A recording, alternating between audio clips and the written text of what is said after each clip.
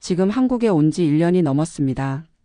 뉴욕에서 30년을 살았던 간호사였던 제가 말이에요. 많은 분들이 저에게 묻습니다. 미국에서 그렇게 오래 살았는데 왜 한국으로 돌아왔냐고요. 솔직히 말씀드리면 돌아오기 전까지는 제가 얼마나 순진했는지 몰랐어요.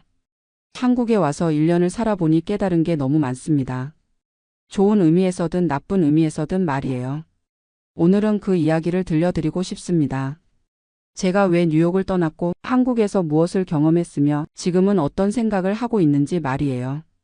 혹시 저처럼 여기민을 고민하고 계신 분들이 있다면 제 경험이 조금이나마 도움이 되었으면 좋겠습니다. 저는 올해 57살입니다. 1990년대 초 27살의 나이에 간호사 자격을 가지고 뉴욕으로 갔어요. 그때는 지금처럼 미국 간호사가 되는 게 쉽지 않았죠. NCLEX라는 시험도 봐야 했고 영어도 정말 많이 부족했어서 처음 몇 년은 정말 힘들었습니다. 하지만 30년이라는 세월이 흐르는 동안 저는 뉴욕의 한 대학병원에서 중환자실 수간호사까지 올랐어요. 제 자신이 정말 자랑스러웠습니다. 영어도 서툰 한국 여자가 미국에서 의료진으로 인정받으며 살아가는 것이 얼마나 대단한 일인지 스스로도 알고 있었거든요. 특히 미국에서는 간호사에 대한 사회적 인식이 정말 높아요. 의사와 간호사가 수평적 관계에서 협력하며 일하고 간호사의 의견도 충분히 존중받습니다. 환자들도 간호사를 진정한 의료진으로 대해주고요. 그런 환경에서 30년을 일하니 저도 자연스럽게 프로페셔널한 의료인이라는 자부심을 갖게 되었어요. 연봉도 나쁘지 않았어요.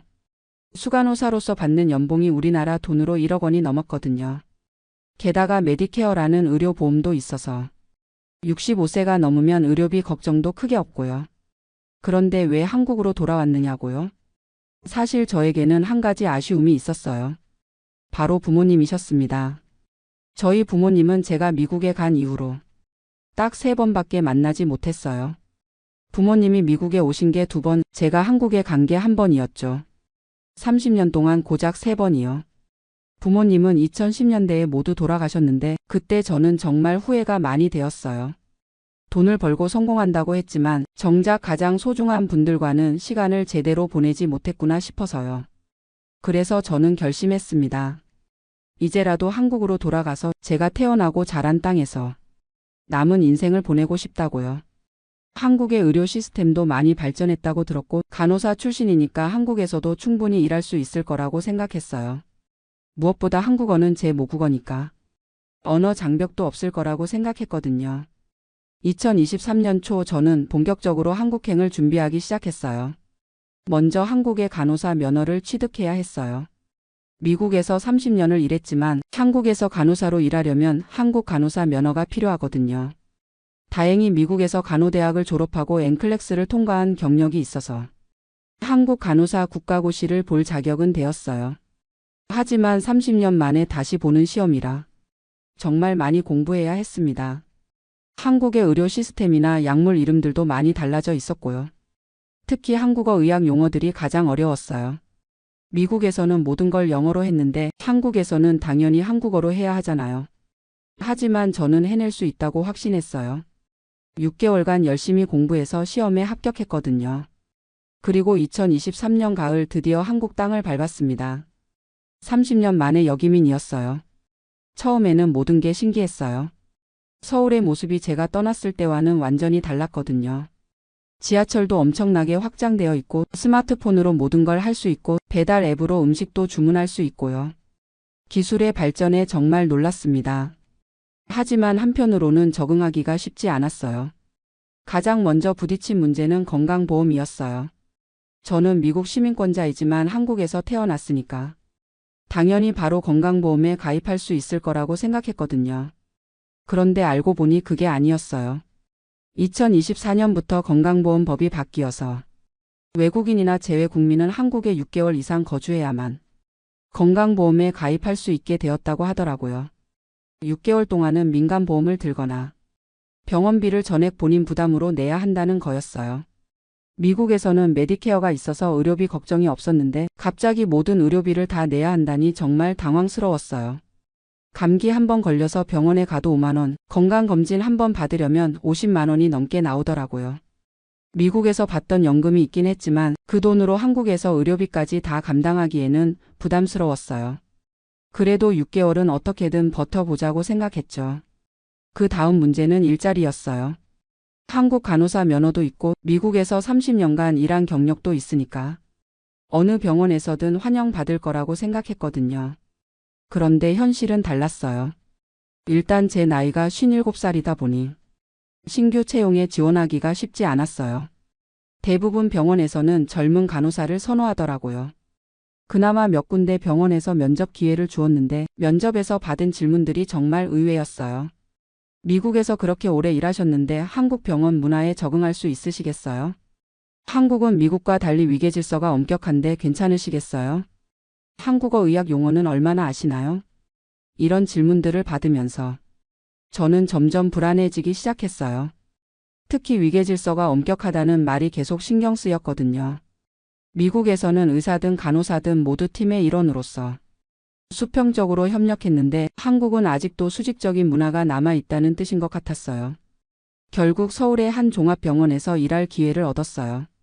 제 경력을 인정해서 일반 간호사보다는 조금 높은 직급으로 시작할 수 있었죠. 연봉은 미국에서 받던 것의 3분의 1 정도였지만 한국에서 새 출발을 하는 거니까 만족했어요. 그리고 2024년 초 드디어 한국에서 간호사로 일을 시작했습니다. 첫 출근 날 저는 정말 설렜어요. 30년 만에 한국 병원에서 일하게 된 거잖아요. 그런데 첫날부터 문화적 충격을 받았어요. 일단 호칭부터가 달랐어요. 미국에서는 의사든 간호사든 서로 이름으로 불렀거든요. 하이 제너퍼 헤이 마이크 이런 식으로요. 그런데 한국에서는 엄격한 호칭 문화가 있더라고요. 의사는 무조건 선생님, 간호사끼리도 선배는 선생님 또는 언니, 심지어 1년 차이만 나도 높임말을 써야 하고요. 처음에는 이게 정말 어색했어요. 미국에서 30년을 수평적인 관계로 일했는데 갑자기 누구는 높이고 누구는 낮춰야 한다니요. 더 충격적인 건 의사와 간호사의 관계였어요. 미국에서는 의사와 간호사가 각자의 전문성을 인정하며 협력적으로 일했거든요. 간호사가 의사에게 의견을 제시하는 것도 자연스럽고 의사도 간호사의 의견을 존중해줬어요. 그런데 한국에서는 완전히 달랐어요. 의사가 오면 간호사들이 모두 일어서서 인사를 하고 의사의 지시는 절대적인 것처럼 여겨지더라고요. 간호사가 의사에게 질문을 하거나 의견을 제시하는 것도 굉장히 조심스러운 분위기였어요. 어느 날 환자의 상태에 대해서 제가 의사에게 의견을 말했어요. 미국에서라면 당연히 할 수 있는 일이었거든요. 그런데 그 의사가 저를 쳐다보는 눈빛이 정말 차갑더라고요. 간호사가 의사에게 이런 말을 하는 게 적절한가요? 그 한마디에 저는 정말 충격을 받았어요. 미국에서 30년간 프로페셔널한 의료진으로 일했는데 한국에서는 마치 의사의 보조자 취급을 받는 느낌이었거든요. 동료 간호사들에게 이런 얘기를 했더니 그분들은 오히려 제가 이상하다는 반응이었어요. 원래 한국은 그런 게 당연하다. 의사 선생님께 함부로 말하면 안 된다. 미국식으로 하면 여기서 적응하기 어렵다. 이런 말들을 들으면서 저는 정말 혼란스러웠어요. 과연 제가 30년간 쌓아온 프로페셔널리즘이 한국에서는 통하지 않는 건가 싶어서요. 하지만 더 충격적인 건 따로 있었어요. 바로 환자들의 반응이었어요. 미국에서는 환자들이 간호사를 정말 존중해줬거든요. 간호사도 의사와 마찬가지로 중요한 의료진이라고 생각했어요. 그런데 한국에서는 환자들이 간호사를 마치 서비스업 종사자처럼 대하더라고요. 간호사 좀 불러봐, 이것 좀 해달라, 저것 좀 해달라, 심지어 반말하는 환자들도 있었어요. 물론 모든 환자가 그런 건 아니었지만 미국과는 확실히 다른 분위기였어요. 미국에서는 간호사가 환자에게 치료에 대해 설명을 하면 환자들이 진지하게 듣고 감사하다고 했는데 한국에서는 의사 선생님께 물어볼게요 라는 반응이 더 많았어요. 간호사의 말보다는 의사의 말을 더 신뢰하는 분위기였죠. 이런 경험들을 하면서 저는 점점 우울해지기 시작했어요. 30년간 쌓아온 제 정체성이 한국에서는 인정받지 못한다는 느낌이 들었거든요. 미국에서는 프로페셔널 너스였는데 한국에서는 그냥 의사의 보조자 같은 느낌이었어요. 연봉도 3분의 1로 줄었고 사회적 인식도 이렇게 다르니 정말 제가 올바른 선택을 한 건지 의문이 들었어요. 특히 병원 내부의 위계질서는 정말 적응하기 어려웠어요. 미국에서는 경력이 오래되면 자연스럽게 존중받고 나이나 입사 순서보다는 실력과 경험을 중시했거든요. 그런데 한국에서는 1년 차이만 나도 선후배 관계가 명확하고 심지어 실력보다도 서열이 우선시되는 경우가 많았어요. 저보다 경력이 훨씬 짧은 간호사라도. 제가 나중에 입사했으니까 낮은 대우를 받는 거죠. 미국에서 수간호사까지 했던 경력이 무색할 정도였어요. 그리고 간호사들 사이의 관계도 미묘했어요. 미국에서는 동료들끼리 정말 협력적이었거든요. 서로 도와주고 문제가 있으면 같이 해결하고 개인의 실수도 팀 전체의 문제로 보고 함께 개선해 나갔어요. 그런데 한국에서는 경쟁적인 분위기가 더 강했어요. 실수를 하면 개인의 책임으로 돌리고 선후배 관계도 엄격해서 자유롭게 의견을 나누기 어려웠어요. 특히 태움이라는 문화가 있다는 걸 알게 되었어요.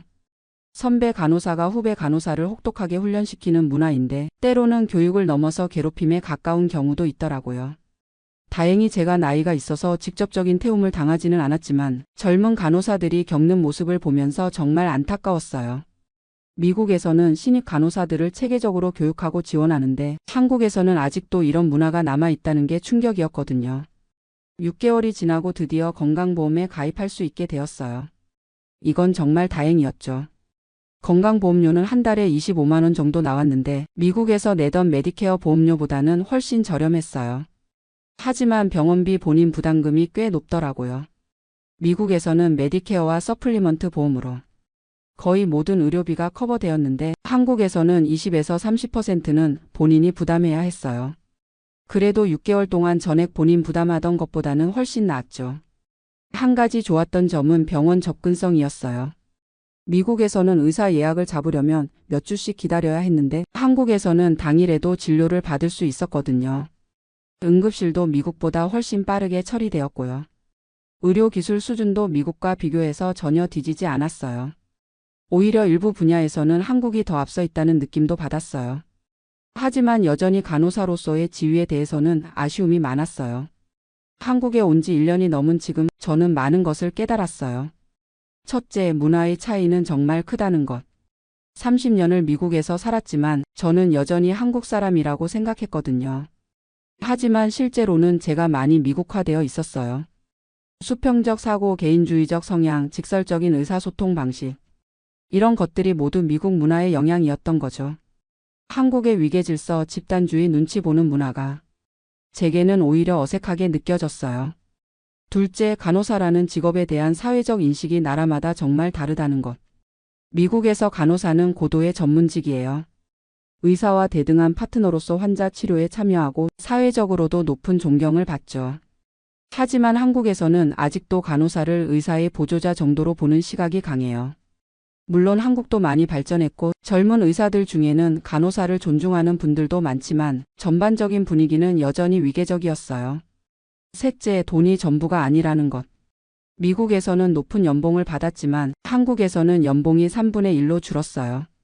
하지만 한국에서는 다른 장점들이 있었어요.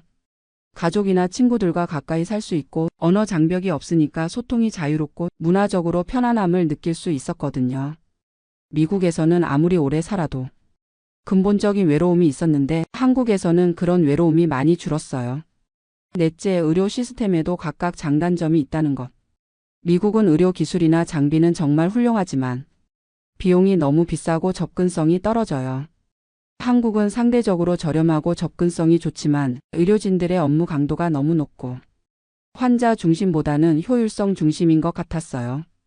다섯째, 나이가 들면서 우선순위가 바뀐다는 것. 20에서 30대에는 성공과 돈이 가장 중요했지만 50대가 되니까 가족과 안정이 더 중요해졌어요. 미국에서 더 많은 돈을 벌 수 있었지만 한국에서 가족들과 가까이 지내는 것이 저에게는 더 가치 있게 느껴졌거든요. 지금도 가끔 후회가 될 때가 있어요. 특히 병원에서 위계질서에 부딪힐 때나 연봉 명세서를 볼 때는 미국에 있을 걸 그랬나 싶기도 하죠. 하지만 전반적으로는 한국에 온 것을 후회하지 않아요. 물론 처음 생각했던 것과는 많이 달랐지만 나름대로 적응해가고 있거든요. 한국 병원 문화에도 천천히 익숙해지고 있고 동료들과의 관계도 조금씩 개선되고 있어요. 무엇보다 제가 한국 의료계에 조금이나마 기여할 수 있다는 생각이 들어요. 미국에서 배운 환자 중심 간호, 체계적인 교육 시스템, 수평적 의사소통 방식 같은 것들을 한국에도 전파할 수 있지 않을까 해서요. 실제로 젊은 간호사들과 이야기하다 보면 저의 경험에 관심을 갖는 분들이 많아요. 미국의 간호 문화나 시스템에 대해 궁금해하시고 한국도 그런 방향으로 발전했으면 좋겠다고 말씀하시거든요. 그런 분들을 만날 때마다 제가 여기 온 이유가 있구나 싶어요. 지금 제가 하고 있는 일이 한국 간호계의 발전에 조금이라도 도움이 된다면 그것만으로도 의미 있다고 생각해요. 앞으로의 계획은 아직 확실하지 않아요. 몇 년 더 한국에서 일해보면서 정말 적응할 수 있는지 지켜볼 생각이에요. 만약 정말 적응이 안 된다면 다시 미국으로 돌아갈 수도 있고요. 미국 시민권은 그대로 유지하고 있으니까 언제든 돌아갈 수 있거든요. 하지만 지금은 한국에서의 생활에 최선을 다하고 있어요. 30년간 미국에서 쌓은 경험을 한국에서도 유용하게 활용할 방법을 찾고 있고 동시에 한국의 문화와 시스템도 배워가고 있어요. 혹시 저처럼 여기민을 고민하고 계신 분들이 있다면 몇 가지 조언을 드리고 싶어요. 첫째, 현실적인 기대를 가지세요. 해외에서 오래 살다 보면 본국에 대한 환상을 갖기 쉬워요. 모든 게 좋을 거라고 생각하지만 실제로는 예상과 다른 점들이 많거든요. 특히 직업 문화나 사회적 인식 같은 건 쉽게 바뀌지 않으니까 미리 마음의 준비를 하시는 게 좋아요. 둘째, 충분한 자금을 준비하세요. 저는 건강보험 문제를 미리 몰라서 처음 6개월 동안 정말 고생했거든요. 의료비뿐만 아니라 생활비, 주거비 등 예상보다 많은 돈이 들어갈 수 있으니까 여유 있게 준비하시길 바라요. 셋째, 현지 정보를 미리 충분히 알아보세요. 법규나 제도가 자주 바뀌니까 최신 정보를 확인하는 게 중요해요. 저처럼 건강보험법 개정을 몰라서 당황하는 일이 없도록 하세요. 넷째, 유연한 마음가짐을 가지세요. 해외에서 오래 살다 보면 자신만의 고정된 방식이 생기기 마련이에요. 하지만 다른 나라에서는 다른 방식이 있으니까 열린 마음으로 받아들이려고 노력하세요. 물론 모든 걸 다 받아들일 필요는 없지만 최소한 이해하려고 노력하는 자세는 필요해요. 다섯째, 네트워크를 만들어 가세요. 저 같은 경우에는 동료 간호사들과의 관계가 적응에 가장 큰 도움이 되었어요. 처음에는 어색했지만 시간이 지나면서 서로를 이해하게 되었거든요. 특히 비슷한 경험을 한 사람들과 만나서 이야기를 나누는 것이 큰 위로가 되었어요. 여섯째, 본인만의 가치관을 명확히 하세요. 돈이 가장 중요한지, 가족이 가장 중요한지, 일의 만족도가 가장 중요한지 본인의 우선순위를 분명히 해야 해요. 그래야 어려운 순간이 와도 왜 이 선택을 했는지 기억할 수 있거든요. 저에게는 가족과의 시간, 모국어로 소통할 수 있는 편안함, 그리고 한국 의료계에 기여할 수 있다는 보람이 연봉 감소나 문화적 차이보다 더 중요했어요. 마지막으로 완벽하지 않아도 괜찮다는 것을 받아들이세요. 어떤 선택을 하든 장단점이 있어요. 미국에 있었다면 돈은 더 많이 벌었겠지만 가족과의 시간은 없었을 거고 한국에 있으니까 연봉은 줄었지만 다른 만족감이 있거든요. 100% 완벽한 선택은 없다는 걸 인정하고 현재 상황에서 최선을 다하는 게 중요해요. 지금 저는 한국에서의 2년 차를 준비하고 있어요. 1년 차보다는 훨씬 적응이 잘 되었고 동료들과의 관계도 많이 개선되었어요. 물론 아직도 아쉬운 점들이 있지만 그런 것들을 바꿔나가는 것도 제가 할 수 있는 일이라고 생각해요. 특히 젊은 간호사들에게 미국의 선진적인 간호 문화를 전해주고 한국 간호계가 더 발전할 수 있도록 조금이나마 기여하고 싶어요. 예를 들어 미국에서는 간호사들이 정기적으로 케이스 스터디를 하면서 서로 배우거든요. 실수나 어려운 상황을 공유하면서 함께 해결책을 찾아가는 문화가 있어요. 한국에서도 이런 문화가 확산되면 간호의 질이 더 높아질 수 있을 것 같아요. 또 환자 중심 간호에 대한 인식도 조금씩 바뀌어가고 있는 것 같아요. 젊은 의사들과 간호사들은 예전보다 훨씬 협력적이고 수평적으로 일하려고 하거든요. 물론 아직 갈 길이 멀지만 변화의 조짐은 보이고 있어요. 그런 변화에 제가 조금이라도 기여할 수 있다면 정말 보람될 것 같아요. 개인적으로는 한국 생활에 점점 만족하고 있어요. 언어 장벽이 없다는 게 정말 큰 장점이에요. 미국에서는 아무리 영어를 잘해도 미묘한 뉘앙스나 유머는 놓치는 경우가 많았거든요. 하지만 한국에서는 동료들과 진짜 깊은 대화를 할 수 있어요. 그리고 음식도 정말 좋아요. 30년 동안 한국 음식이 그리웠는데 이제는 언제든 먹고 싶은 음식을 먹을 수 있거든요. 김치찌개, 된장찌개, 불고기. 이런 음식들을 매일 먹을 수 있다는 것만으로도 한국에 온 보람이 있어요. 문화적인 면에서도 편안함을 느껴요. 사계절이 뚜렷한 것도 좋고 전통과 현대가 조화를 이루는 모습도 인상적이에요. 미국에서는 항상 이방인이라는 느낌이 있었는데 한국에서는 정말 집에 온 것 같은 편안함이 있어요. 물론 모든 게 완벽하지는 않아요. 여전히 병원에서 위계질서에 답답함을 느낄 때가 있고 미국에서 받던 연봉을 생각하면 아쉬울 때도 있어요. 하지만 전반적으로는 만족하고 있어요. 무엇보다 후회 없는 선택을 했다는 생각이 들어요. 만약 제가 미국에 계속 있었다면 평생 한국에 돌아가면 어땠을까 하는 궁금증을 갖고 살았을 거예요. 지금은 그 궁금증을 풀었으니까 어떤 선택을 하든 후회는 없을 것 같아요. 앞으로 몇 년 더 한국에서 생활해 보면서 정말 정착할지 아니면 다시 미국으로 갈지 천천히 결정할 생각이에요. 어떤 선택을 하든 그때의 제가 내린 최선의 판단이라고 받아들일 거예요. 마지막으로 하고 싶은 말은 인생에서 늦은 도전이란 없다는 거예요. 57살의 나이에 완전히 새로운 환경에서 새 출발을 한다는 게 쉽지 않았지만 해보니까 생각보다 할만했어요. 물론 젊었을 때보다는 적응이 어렵고 체력적으로도 힘들지만 그만큼 인생 경험이 도움이 되더라고요. 특히 미국에서 30년간 쌓은 경험이 한국에서도 충분히 활용할 수 있었어요. 혹시 비슷한 고민을 하고 계신 분들이 있다면 용기를 내서 도전해 보시라고 말씀드리고 싶어요. 실패하더라도 후회는 없을 거예요. 적어도 궁금증은 풀 수 있으니까요. 그리고 생각보다 새로운 환경에 적응할 수 있는 능력이 있다는 것도 발견하게 될 거예요. 저도 처음에는 정말 막막했지만 1년이 지난 지금은 나름대로 자리를 잡아가고 있거든요. 인생은 생각보다 길고 늦었다고 생각할 때가 가장 빠른 때라는 말이 정말 맞는 것 같아요. 오늘 제 이야기가 비슷한 고민을 하고 계신 분들에게 조금이나마 도움이 되었으면 좋겠습니다. 감사합니다. 저는 지금 뉴욕 맨해튼 한인타운에서 카라오케를 운영하고 있는 53살 김성호라고 합니다. 정확히는 운영하고 있다고 말하기도 민망할 정도로 처참한 상황입니다. 한때 월 매출 8만 달러를 기록했던 제 가게가 지금은 8천 달러도 간신히 나오는 상황이니 10분의 1로 떨어진 셈입니다. 매일 아침 눈을 뜨면 가슴이 답답해서 숨을 제대로 쉴 수가 없어요. 월세만 2만 2천 달러인데 매출이 8천 달러라니 이게 말이 됩니까? 직원들 월급, 전기세, 각종 라이센스 비용까지 합치면 매달 적자가 2만 달러가 넘습니다. 저축해둔 돈으로 버티고 있지만 이제 바닥이 보이기 시작했어요. 돌이켜보면 정말 꿈같은 시절이 있었습니다. 제가 이 카라오케를 시작한 건 2015년이었어요. 그때만 해도 뉴욕 한인타운에 방문하는 정말 활기가 넘쳤거든요. 32번가 일대에는 한국 음식점들이 즐비했고 밤이 되면 직장인들, 유학생들, 관광객들로 거리가 북적였습니다.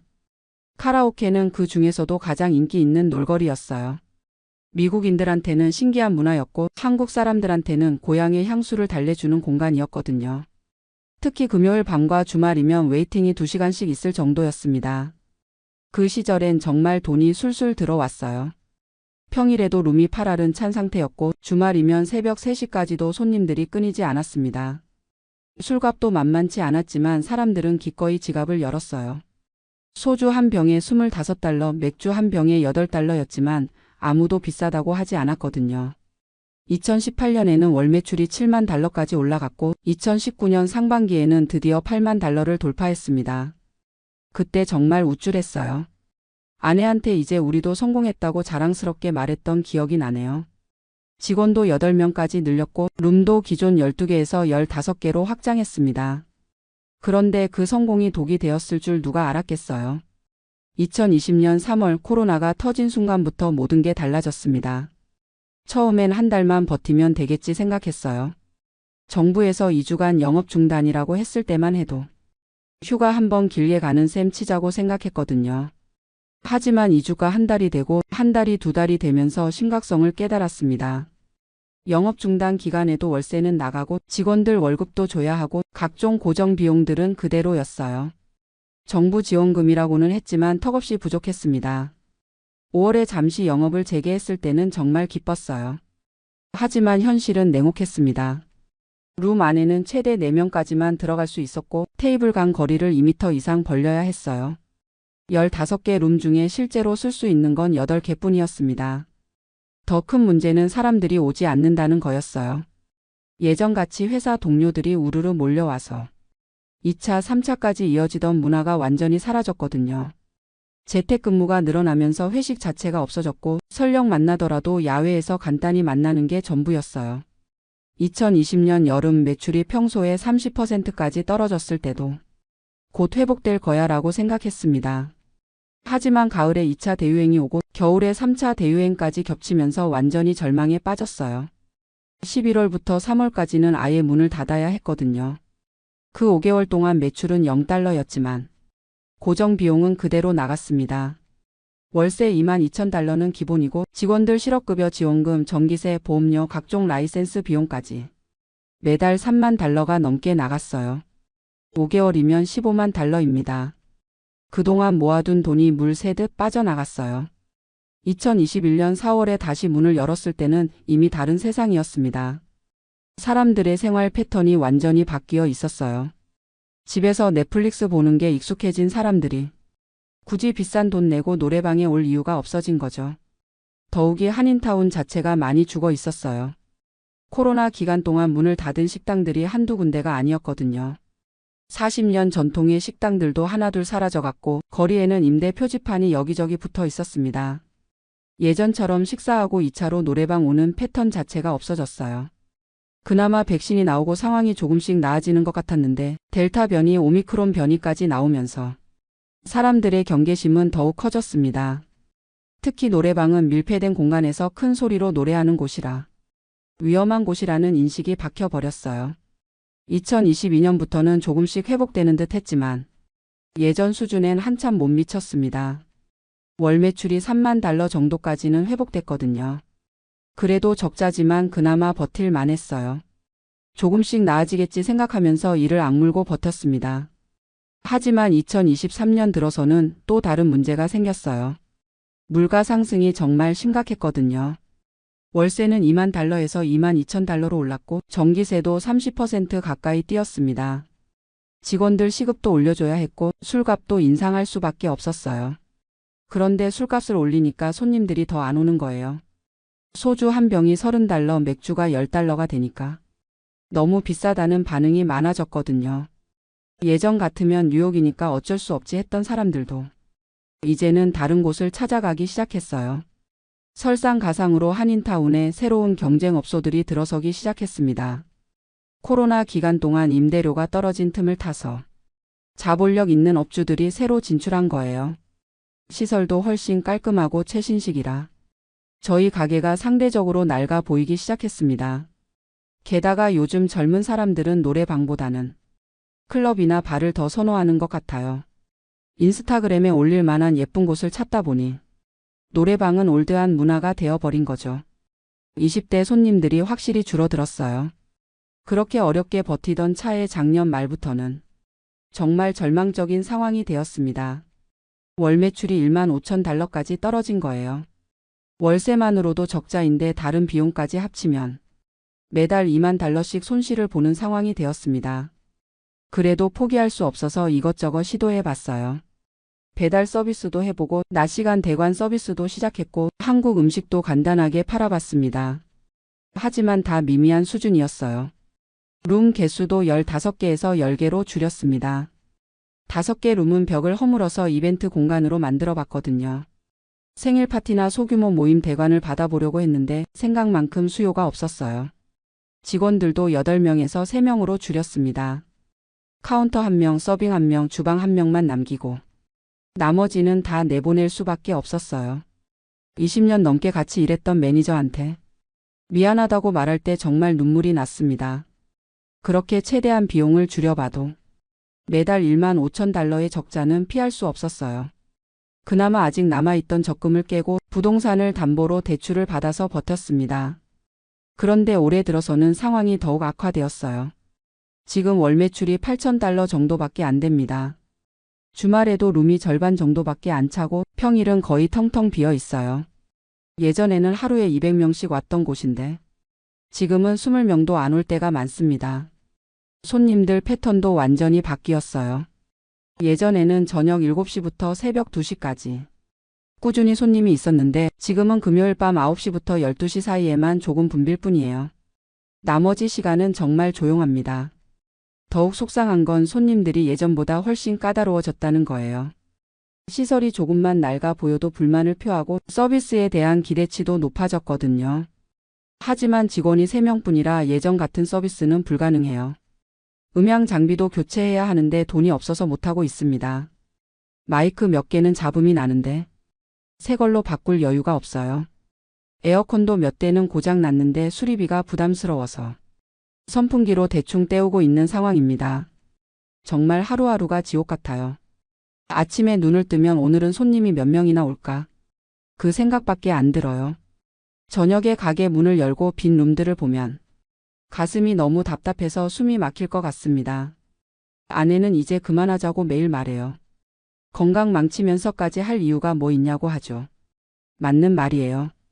요즘 잠도 제대로 못 자고 스트레스 때문에 머리카락도 많이 빠졌거든요. 혈압도 올라가서 약을 먹고 있어요. 하지만 쉽게 포기할 수가 없어요.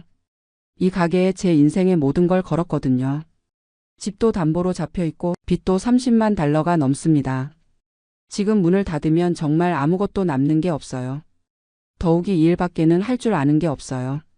53살에 다른 일을 새로 시작하기에는 너무 늦었고 영어도 완벽하지 않아서 일반 회사에 취직하기도 어렵거든요. 그래서 지금도 하루하루 버티고 있습니다. 혹시나 해서 새로운 마케팅도 시도해보고 있어요. 인스타그램 계정도 만들고 틱톡에도 영상을 올려보고 있거든요. 젊은 손님들을 끌어보려고요. 할인 이벤트도 계속하고 있어요. 평일에는 룸 사용료를 30% 할인해주고 학생들한테는 추가 할인도 해줍니다. 생일 파티나 기념일에는 케이크도 서비스로 줘요. 그래도 매출은 늘지 않아요. $8,000에서 $10,000 사이를 왔다 갔다 할 뿐이에요. 월세 $22,000는 여전히 큰 산이고 다른 고정 비용까지 합치면 매달 $20,000의 적자입니다. 은행에서도 더 이상 대출을 해주지 않겠다고 했어요. 이미 빚이 너무 많다는 이유로요. 친구들한테도 돈을 빌려달라고 부탁했지만 다들 코로나 때문에 자기들도 어렵다고 하네요. 정말 막막해요. 이대로 가다가는 몇 개월 후에는 정말로 문을 닫아야 할 것 같습니다. 그러면 지금까지의 모든 노력이 물거품이 되는 거죠. 혹시 이 사연을 들으시는 분 중에 좋은 아이디어나 조언이 있으시면 정말 간절히 듣고 싶어요. 어떻게 하면 다시 예전처럼 손님들이 찾아올까요? 노래방 업계가 다시 살아날 방법은 정말 없는 걸까요? 지금 이 순간에도 가게에 앉아서 빈 룸들을 바라보며 이 사연을 쓰고 있습니다. 한때는 웃음소리로 가득했던 이곳이 지금은 너무나 조용해요. 정말 죽겠습니다. 누군가 저를 좀 도와주세요. 안녕하세요. 저는 올해 70세가 된 박정수라고 합니다. 미국에 온 지 벌써 40년이 넘었네요. 지금은 매달 소셜 시큐리티로 $1,950를 받으며 혼자 살고 있습니다. 많은 분들이 궁금해 하시는 것 같아요. 미국에서 소셜 시큐리티만으로 어떻게 사는지, 실제로 얼마나 드는지, 어떤 것들이 힘든지 말이죠. 오늘은 제 솔직한 이야기를 들려드리려고 합니다. 화려하지도 않고 특별하지도 않은 그냥 평범한 한 노인의 미국 생활 이야기입니다. 매일 아침 6시에 일어납니다. 습관이란 게 참 무서운 것 같아요. 40년 넘게 새벽 5시 반에 일어나 출근 준비를 하던 몸이 은퇴한 지 5년이 지났는데도 여전히 일찍 깨어나거든요. 커피 한 잔 내려 마시면서 하루를 시작합니다. 커피는 코스트코에서 대용량으로 사요. 하루에 한 잔씩 마셔도 한 달에 $15 정도면 충분하거든요. 아침 식사는 간단합니다. 토스트 한 장에 땅콩버터 발라 먹거나 오트밀에 바나나 조각 넣어 먹거나 우유는 일주일에 1갤런씩 사는데 $3.50 정도 해요. 식료품비가 제일 큰 고민 중 하나입니다. 예전에는 별 생각 없이 장을 봤는데 이제는 정말 꼼꼼히 계산해야 해요. 한 달에 식료품으로 쓰는 돈이 대략 $300 정도입니다. 많다고 생각하실 수도 있지만 미국 물가를 생각하면 꽤 절약하는 편이에요. 항상 세일하는 것들 위주로 사고 쿠폰도 부지런히 모읍니다. 처음엔 쿠폰 오려서 장 보는 제 자신이 초라하게 느껴졌는데 이제는 당연한 일이 되었어요. 고기는 세일할 때 조금씩 사서 냉동실에 보관합니다. 닭고기가 파운드당 99센트일 때 사서 작은 팩으로 나누어 얼려두죠. 그러면 한 달 정도는 고기 걱정 안 해도 돼요. 야채는 주로 한국 마켓에서 사는데 가끔 동네 시니어 센터에서 무료로 나누어 주는 것도 받아옵니다. 처음엔 자존심이 상했지만 이제는 그런 것도 하나의 복지라고 생각해요. 제가 살고 있는 곳은 로스앤젤레스 근교의 작은 아파트입니다. 원룸이고 월세가 $1,200예요. 소셜 시큐리티의 절반 이상이 집세로 나가는 셈이죠. 사실 더 싼 곳으로 이사를 생각해 봤는데 여기가 한국 마켓이나 병원 가기에 편해서 그냥 있어요. 차도 없고 대중교통으로만 다니니까 위치가 중요하거든요. 차는 3년 전에 팔았습니다. 유지비가 만만치 않더라고요. 보험료, 기름과 수리비까지 생각하면 한 달에 $400는 좋게 나갔어요. 소셜 시큐리티의 20%를 차에 쓸 수는 없잖아요. 대신 버스와 지하철을 이용합니다. 시니어 할인이 있어서 한 달에 $20면 충분해요.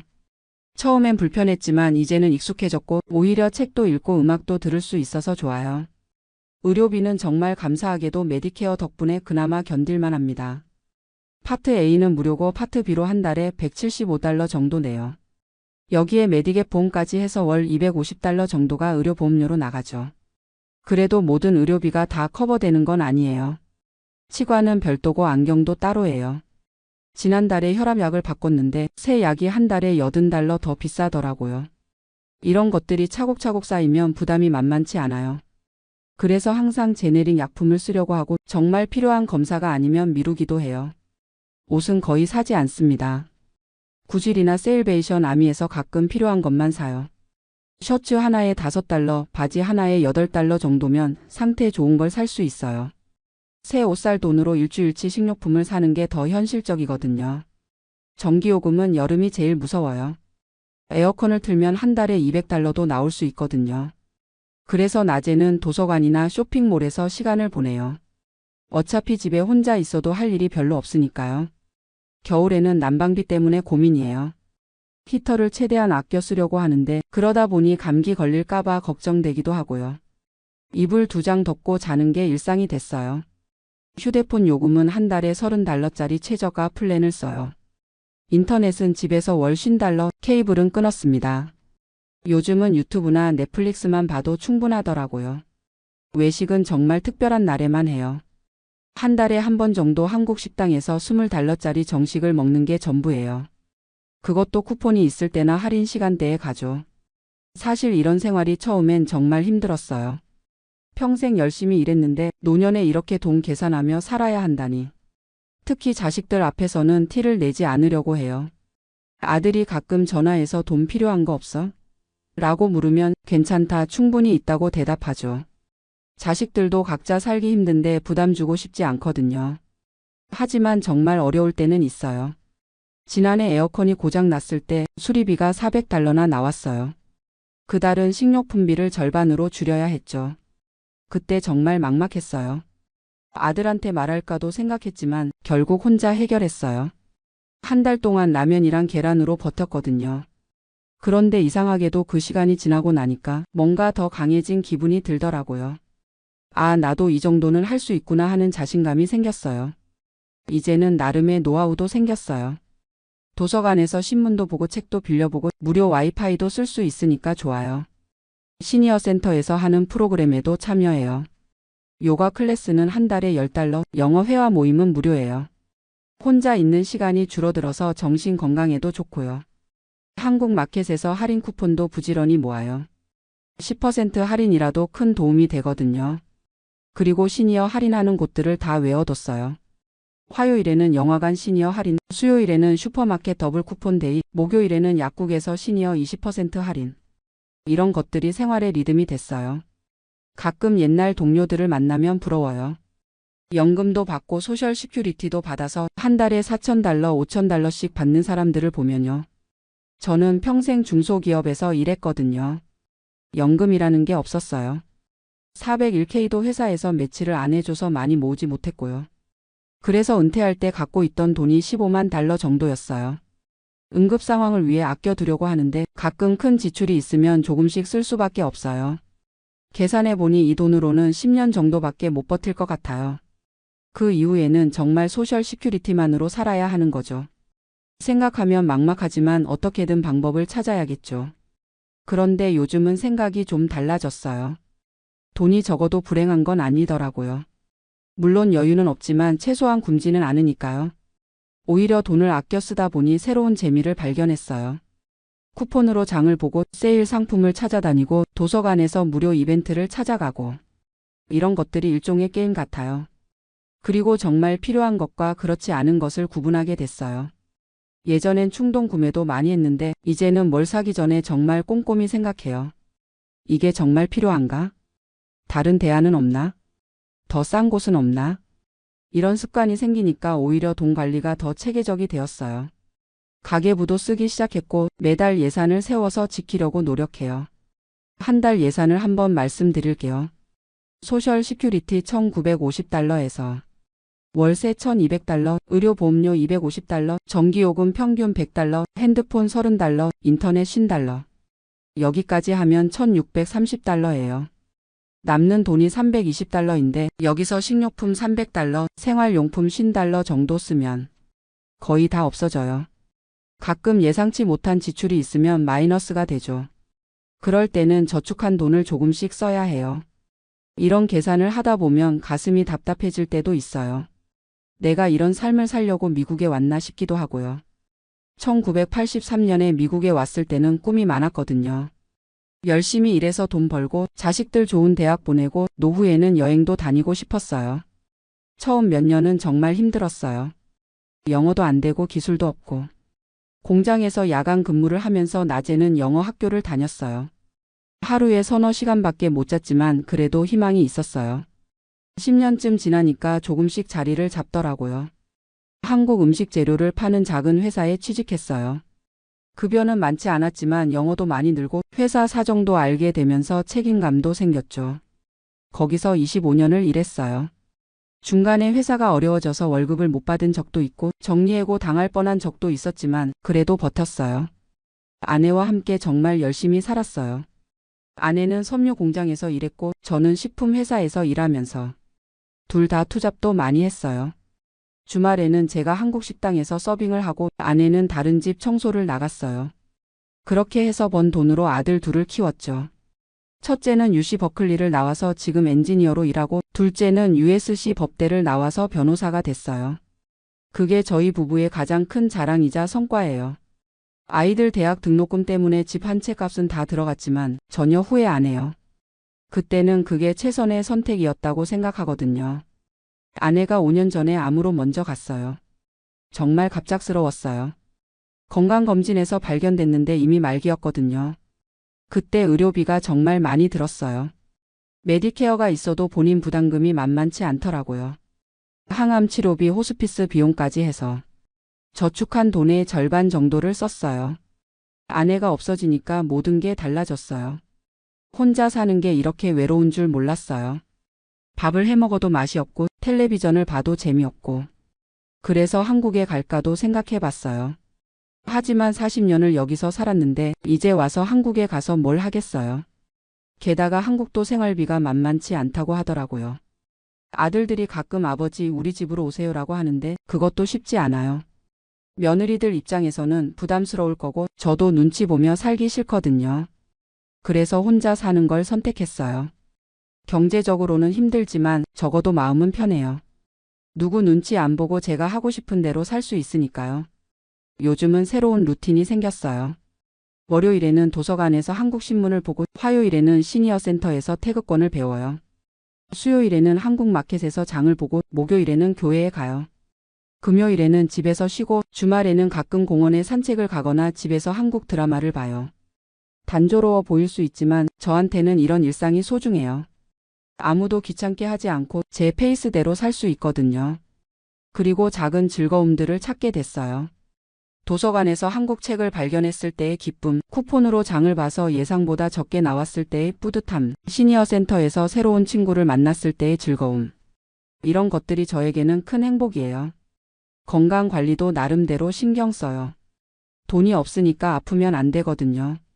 매일 30분씩 걷기를 하고 집에서 간단한 스트레칭도 해요. 음식도 가능한 한 직접 해서 먹어요.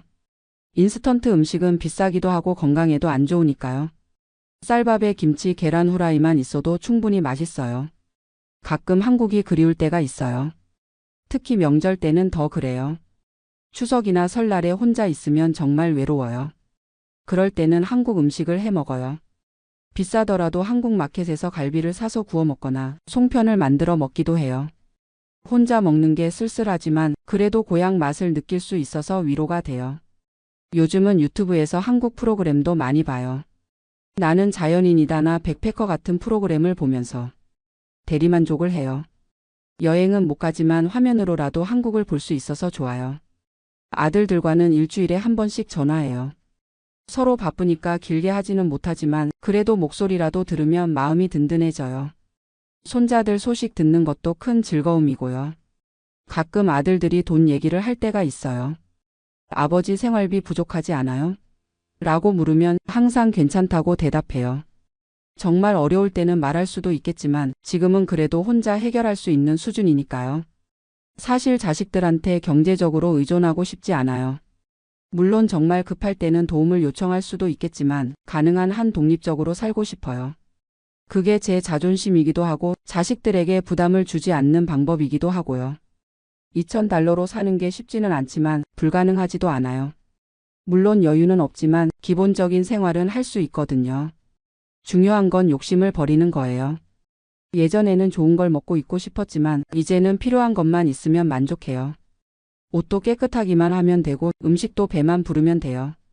그리고 무료로 할 수 있는 일들을 많이 찾았어요.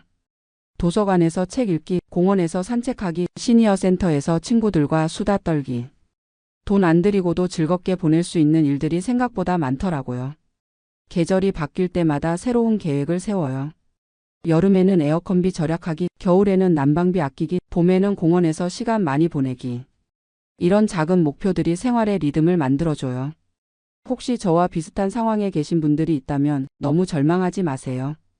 물론 쉽지 않지만 방법은 있어요. 가장 중요한 건 정확한 가계부를 쓰는 거예요. 어디에 돈이 들어가는지 알아야 어디서 절약할 수 있는지도 알 수 있거든요.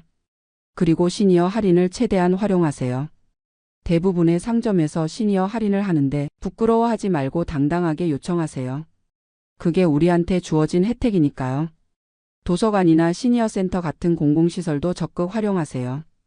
혼자 있으면 외롭기도 하고 우울해질 수 있는데 사람들과 어울리면 정신 건강에 도움이 돼요. 무엇보다 건강 관리를 잘하세요. 아프면 의료비도 많이 들고 정신적으로도 힘들어져요. 매일 조금씩이라도 운동하고 규칙적으로 생활하는 게 중요해요. 저도 처음엔 이런 생활이 참 서글펐어요. 평생 열심히 일했는데 노년에 이렇게 쪼들려 살아야 한다니. 하지만 이제는 받아들였어요. 그리고 이런 상황에서도 나름대로 행복을 찾을 수 있다는 걸 깨달았어요. 돈이 많으면 좋겠지만 적다고 해서 인생이 끝나는 건 아니잖아요. 오히려 정말 소중한 게 뭔지 알게 됐어요. 건강하게 하루하루 살아가는 것, 자식들이 잘 지내는 것, 따뜻한 잠자리가 있는 것, 하루 세끼 배불리 먹을 수 있는 것. 이런 기본적인 것들이 얼마나 소중한지 몰랐거든요.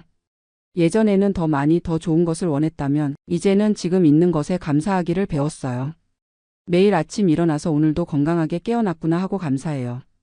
가끔 젊은 시절을 생각해보면 그때는 미래에 대한 걱정이 많았어요. 아이들 교육비는 어떻게 마련하지? 집은 언제 살 수 있을까? 노후 준비는 충분히 했나? 하지만 지금은 그런 걱정들이 없어요. 이미 다 지나간 일이니까요. 아이들은 다 컸고 집도 팔아서 노후 자금으로 썼고 지금이 바로 그 노후거든요. 물론 미래에 대한 걱정이 아예 없는 건 아니에요.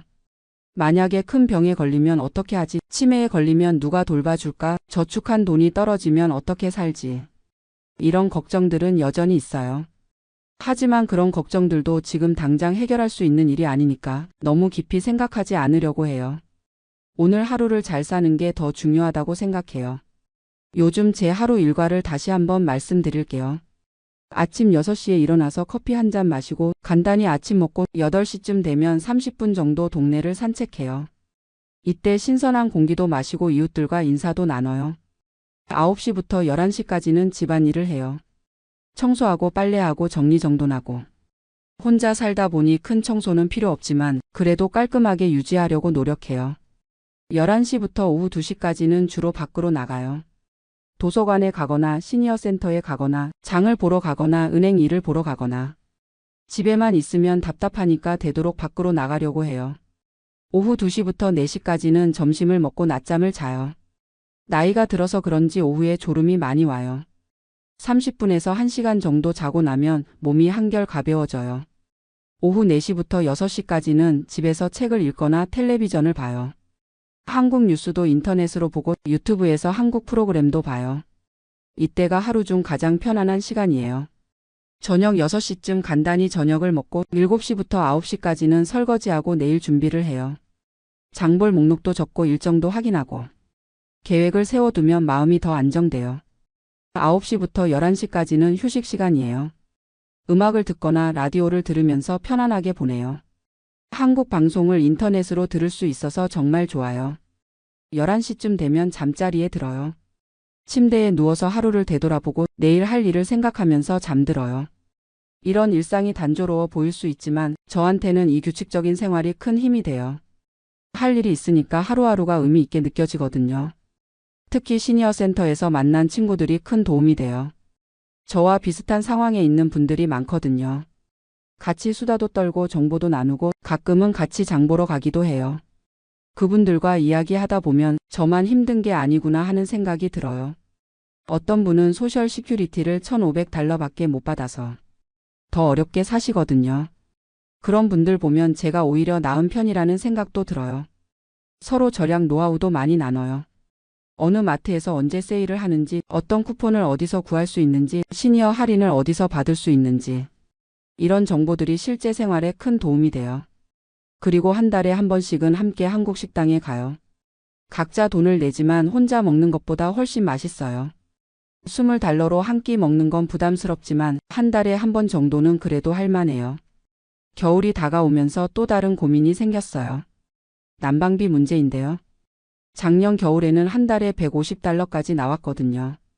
올해는 좀 더 절약해야겠어요. 두꺼운 옷을 여러 벌 준비해뒀고 전기 담요도 하나 샀어요. 밤에는 히터 대신 전기 담요를 쓰면 전기요금을 좀 줄일 수 있을 것 같아요. 낮에는 가능한 한 집에 있지 말고 따뜻한 곳으로 나가려고 해요. 도서관이나 쇼핑몰은 무료로 난방을 해주니까요. 거기서 시간을 보내면 집 난방비도 아끼고 사람들도 만날 수 있어서 일석이조예요. 의료비 관리도 더 신경 써야 할 것 같아요. 나이가 들수록 병원 갈 일이 많아지는데 메디케어가 있어도 본인 부담금이 만만치 않거든요. 정기검진은 빠뜨리지 않고 받으려고 해요. 큰 병이 생기기 전에 미리 발견하는 게 장기적으로는 더 경제적이니까요. 혈압약이나 당뇨약도 꼬박꼬박 먹어야 하고요. 치과는 좀 고민이에요. 메디케어에서 치과 치료는 거의 안 해주거든요. 이가 아픈데 임플란트를 하려면 몇천 달러가 들어요. 그 돈이면 몇 달을 살 수 있으니까 망설여져요.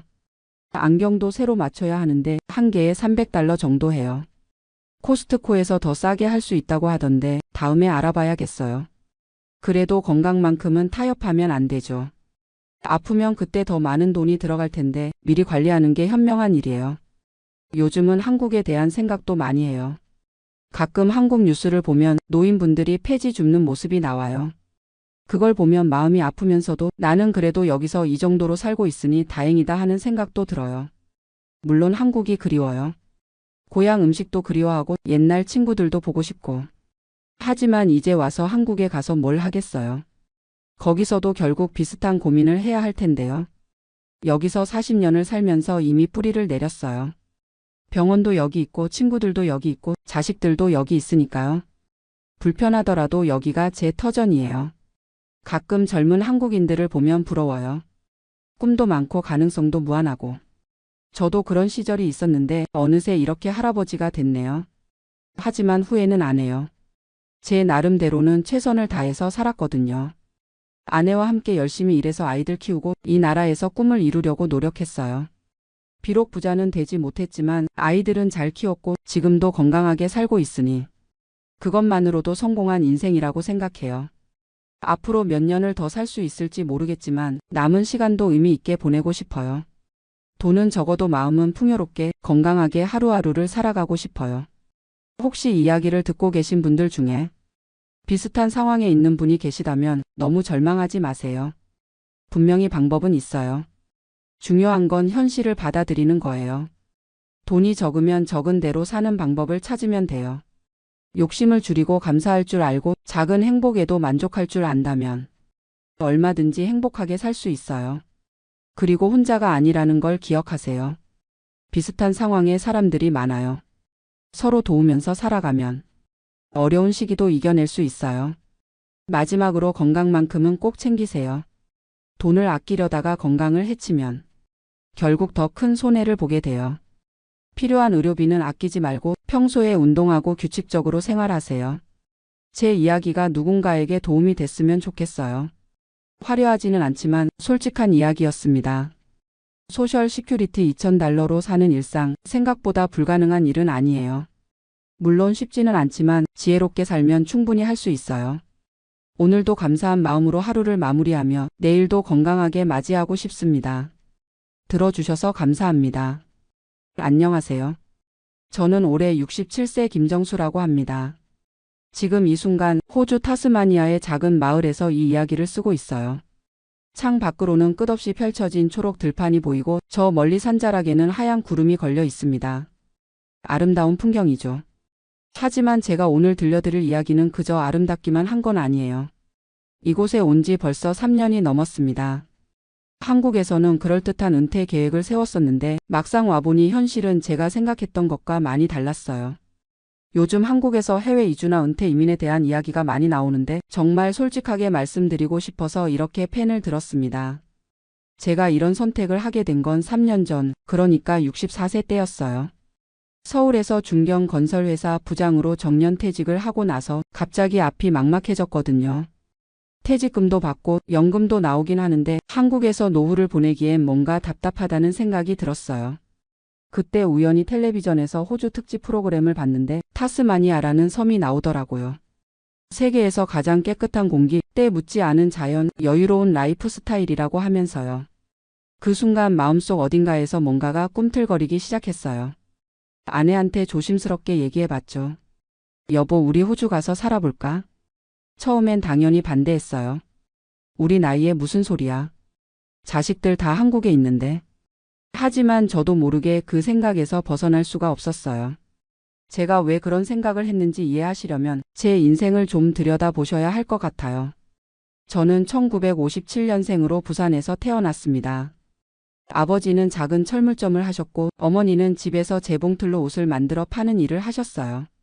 그리 넉넉하지 않은 살림이었지만 부모님은 교육만큼은 꼭 시키겠다고 하셨죠.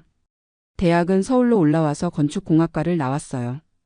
80년대 초반이었는데 그때는 건설 붐이 일어나던 시기라 취업이 그리 어렵지 않았거든요. 30살에 아내를 만나 결혼하고 아들 둘을 낳아 기르면서 성실하게 살았습니다. 회사 생활은 나름 순탄했어요. 현장 경험도 쌓고 사무실에서도 일하면서 서서히 승진했죠. 부장까지 올라가는데 25년이 걸렸어요. 그 과정에서 야근도 수없이 하고 주말에도 현장 나가고 때로는 지방 발령을 받아 가족과 떨어져 살기도 했습니다. 아이들이 클 때는 정말 바빴어요. 큰아이 대학 입시 때는 제가 거의 집에 없었거든요. 회사에서 대형 프로젝트를 맡고 있어서 매일 새벽에 들어왔죠. 아내가 혼자서 다 감당해야 했어요. 지금 생각해보면 참 미안한 마음이 들어요. 그래도 그때는 목표가 분명했어요.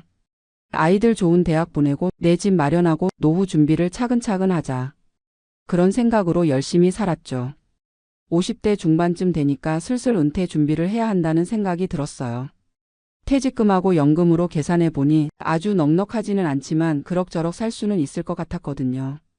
아파트 하나 있고 적금도 좀 있고. 하지만 막상 정년퇴직을 하고 나니 뭔가 허전했어요.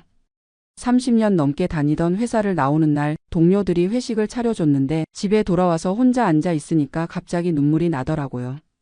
이제 뭘 하고 살지? 아내는 TV 보고 저는 신문 보고 가끔 동네 경로당에 나가보기도 하고 등산도 다녔지만 뭔가 삶에 활력이 없었어요. 그런데 더 큰 문제는 경제적인 부분이었어요. 연금이 나오긴 하는데 월 180만 원 정도였거든요. 아파트 관리비, 공과금, 생활비, 의료비까지 생각하면 빠듯했어요. 특히 병원비가 부담스러웠죠. 저도 고혈압이 있고 아내도 당뇨가 있어서 병원을 정기적으로 다녀야 했거든요. 그러던 중에 우연히 만난 대학 동기가 이런 얘기를 해주더라고요. 정수야, 요즘 해외 이주하는 사람들 많더라. 물가도 한국보다 저렴하고 의료비도 부담 없고 특히 호주가 좋다던데. 처음엔 반신반의했어요. 우리 나이에 무슨 해외 이주냐고 생각했거든요. 하지만 그 친구가 준 자료를 보니까 생각이 좀 달라지더라고요. 호주는 영주권자나 시민권자에게 의료비를 거의 무료로 제공한다는 거예요. 나이가 들수록 의료비 부담이 커지는데 이건 정말 매력적으로 다가왔죠. 게다가 타스마니아는 물가도 상대적으로 저렴하고 환경도 좋다고 했어요. 그때부터 본격적으로 알아보기 시작했어요. 인터넷으로 자료도 찾아보고 이민 설명회도 참석해봤죠. 타스마니아 대학교에서 나이 제한 없이 수강할 수 있는 과정이 있다는 것도 알게 됐어요. 학생 비자로 먼저 가서 영주권을 신청할 수 있다는 얘기였죠. 아내를 설득하는 데는 6개월이 걸렸어요. 우리 나이에 무슨 영어야? 애들은 어떻게 하고? 계속 반대했거든요. 하지만 저는 점점 더 확신이 들었어요. 한국에서 이렇게 답답하게 사는 것보다는 새로운 환경에서 도전해보는 게 낫겠다는 생각이 들었거든요. 물론 두려움도 있었어요. 영어도 잘 못하고 낯선 나라에서 어떻게 살아갈지 막막했죠. 결정적인 계기는 아내가 건강검진에서 당뇨 합병증 초기 진단을 받은 거였어요.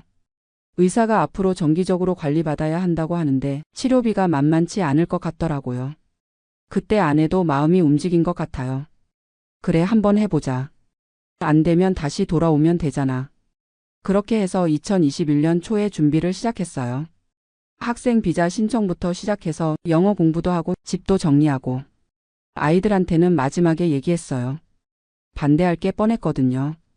큰아들이 화를 많이 냈어요. 아버지, 어머니 정말 무책임하시네요. 우리 어떻게 해요? 나중에 편찮으시면 어떻게 하고요? 하지만 저희 결심은 바뀌지 않았어요. 오히려 아이들한테 부담 주기 싫어서 떠나는 거라고 설명했죠. 2021년 9월 드디어 타스마니아로 출발했습니다. 인천공항에서 호바트 공항까지는 시드니를 경유해서 15시간 정도 걸렸어요. 비행기에서 내려서 첫 번째로 느낀 건 공기의 차이였어요. 정말 맑고 깨끗하더라고요. 공항에서 시내까지 가는 길의 봄 풍경은 정말 인상적이었어요.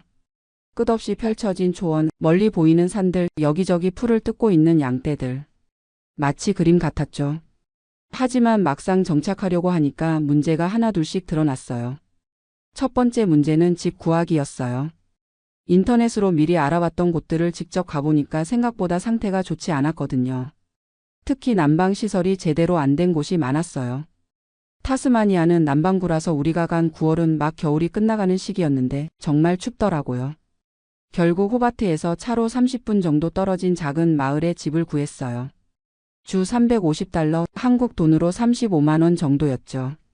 한국에 비하면 저렴한 편이었지만 시설은 그리 좋지 않았어요. 오래된 목조 주택이라 곳곳에서 바람이 들어왔고 겨울철 난방비가 생각보다 많이 나왔어요. 두 번째 문제는 언어였어요.